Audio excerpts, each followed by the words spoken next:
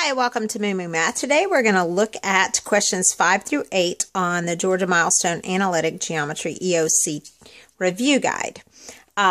We've already done 1 through 4 on another video, so this is 5 through 8.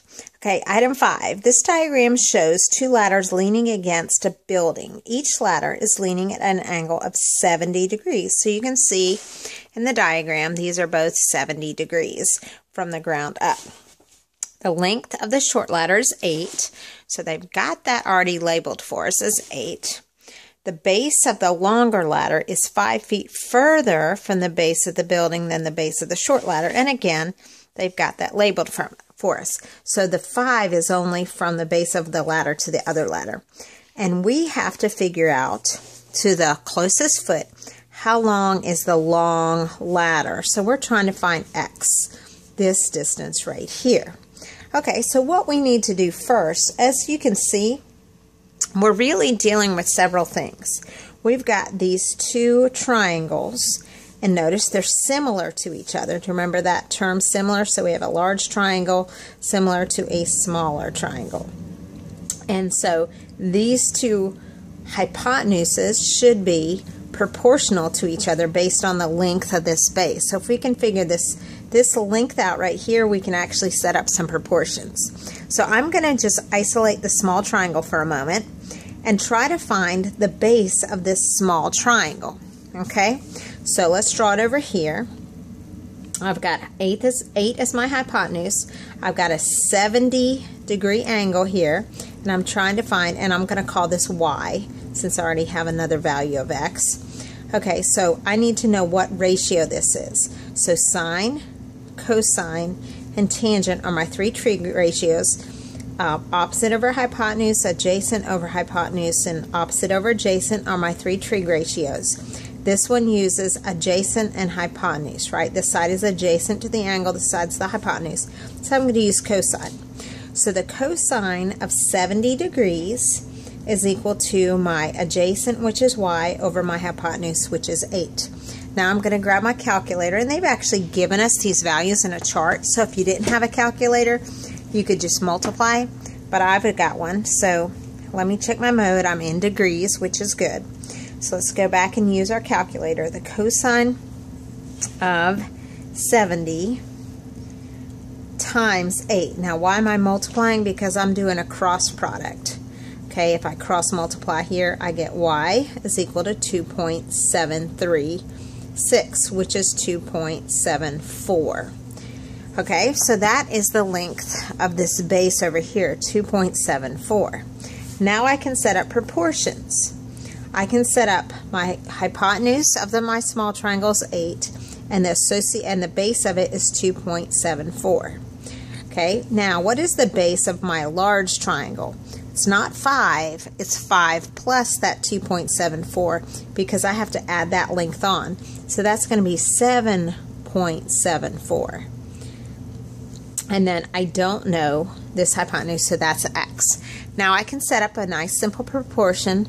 X over 7.74 is equal to 8 over 2.74. Now to solve a proportion, all we do is cross multiply. So I've got 2.74 times x is equal to, now let's multiply the 8 times 7.74, and I'm just typing that in, there it is on my calculator, so I'm getting 61.92. Now to solve for x, I'm going to divide by 2.74, so I'm going to divide that by 2.74, and I get 22.59. So x is equal to 22.59. Now, it did say in my problem to round to the nearest foot. Okay, so what's the closest whole number, closest foot? Since this is a 0.5, I'm going to round up. So that I'm going to round it to 23, which is indeed one of my choices. So the answer is C. And on that one, you had to use similar triangles, trig ratios. So that was pretty involved. Okay, let's go to number 6 in our set of problems. This one's dealing with graphs. Which coordinate plane shows the graph for a parabola that has a focus at 3, 3 and a directrix at y is equal to -1. Okay, so in a parabola, you have a focus, and remember, I'm going to go down here and sketch something for you. If you have a parabola, your focus is the point on the inside, and your directrix is a line on the outside, and a parabola is all the points that are equidistant from both the line and the point. So we know the focus has to fall inside and the directrix is on the outside. So let's draw and locate 3, 3 on all the graphs and draw horizontal, which is y equals -1, at -1, and see which one matches. So let's see, this point is at 3, 1. So 3, 3 would be right here, and that means the directrix being -1 would fall here. Okay, so let's plot the point 3, 3. Well, the directrix can't be on the parabola, it's got to be inside the parabola, so we immediately know it's not B. But A's looking pretty good, isn't it? Okay, let's look at these last two. Okay, 3, 3 again, we're falling with the vertex is at 3, 3, so that one's not working either. Okay, and then the C, let's see, 3, 3 would put it right here, and the directrix would be down here, and they're definitely not equidistant from the parabola. This is a very small distance, and this is a very large distance, so it's not C. So we were right, it was the very first one, it was A, where the focus and the directrix are equidistant from the vertex. So that's number 6. Okay, let's look at 7 and 8. Hopefully they've given us a couple easy ones to end with, right? Okay, number 7. Use these functions to answer the questions. We have two different functions here. We have p of x is equal to x squared minus x minus 6. Q of x is equal to x minus 3. What is p of x minus q of x? Okay, so we need to subtract these two functions. So we're going to take p of x minus q of x. Now let's just plug in our values. P of x is x squared minus x minus 6. That's the first function. Minus x minus 3. Now notice I have put parentheses around both groups because what's going to happen when we subtract? We're going to have to distribute in a negative. So you got to be careful here. Distributing in that negative is going to make it minus x plus 3 in the back. And then when you're combining these like terms, you just bring the first term down. Now, what combines? There's nothing that combines with x squared, so let's just bring it down. Negative x is negative 2x. Negative 6, positive 3 is negative 3. So there's the functions once we've subtracted them. Which choice is it? Choice C.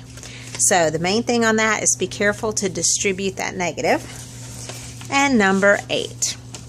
Here's number 8. Which set of data can be best modeled by this quadratic function, or by a quadratic function? Well, if you know, quadratics are parabolas, which are U-shaped, so they can face up or they can face down. So we're looking for a pattern of data that is parabolic, curved like a parabola. Okay, let's look at the first scatter plot. This scatter plot is very linear. Although the data does not make a line, the pattern is a line. So I'm just sketching a line straight through it. Okay, what kind of pattern do we see at B? I don't see anything about maybe a circle. It's kind of circular, if anything. It's scattered. There's no real pattern at all. No pattern. Okay, how about C? C goes like this, down, and then back up again. There we go. That looks very parabolic. Let's check D just to make sure. See, D, if anything, D is a linear pattern downward, right? A negative pattern. So C would be our answer on that one. A scatter plot represented by a quadratic function. So there we go. Those are the first 8 questions on the EOC, which were some release questions from the state to help you study for the end of course test.